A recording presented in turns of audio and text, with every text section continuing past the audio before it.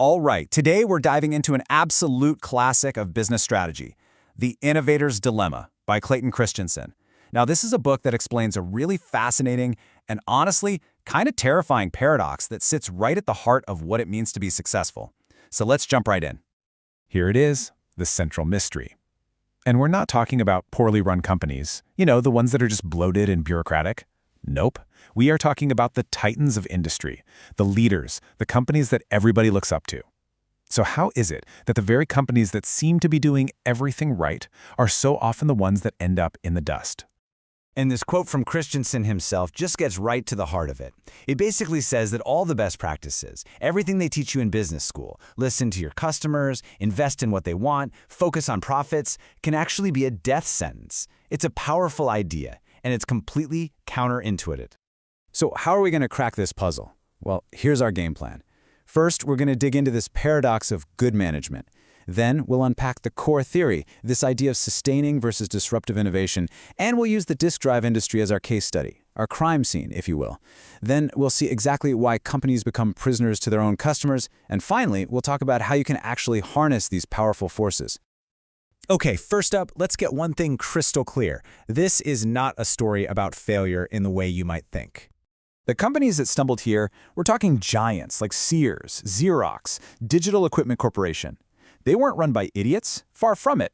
At their peak, they were the envy of the world, praised for how sharp their management was.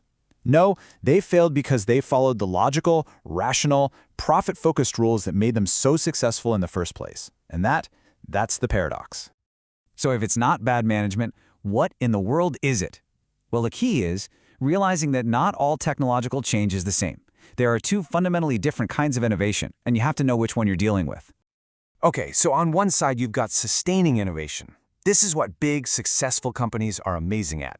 It's all about making good products even better for your best, most profitable customers. Think a faster chip in a smartphone, or a TV with a slightly crisper picture. Then, you've got disruptive innovation. These things are often worse when they first come out, at least by the old standards, but they're also simpler, they're cheaper, and they open up brand new markets that the big players just don't care about, at least not at first. This slide right here, this visualizes the entire dilemma perfectly. That top dotted line, that's what your best customers want. The solid line just above it is sustaining innovation. It's companies giving customers more and more, sometimes more than they even need. But look at that bottom solid line. That's the disruptive technology. It starts way down low, below what the market wants. It looks like a toy.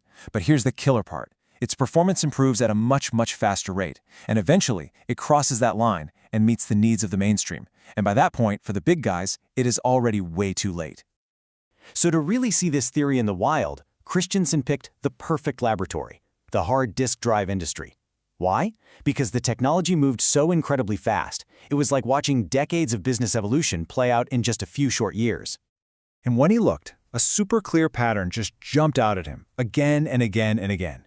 Every few years, a totally new generation of disk drives would show up, and they were always smaller. And on paper, they were always worse than what the market leaders were selling at the time. Just take a look at this comparison from 1981. The new kid on the block was the 5.25-inch drive. It had only 10 megabytes of storage, compared to 60 for the established 8-inch drive.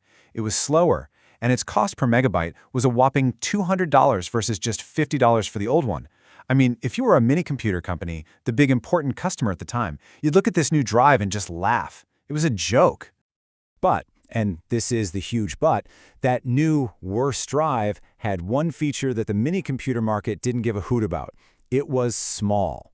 And that small size, plus its lower price per unit, made it the absolute perfect component for an entirely new thing that the big guys weren't serving, the desktop personal computer. And this chart right here, this is the crime scene. It shows the pattern, plain as day.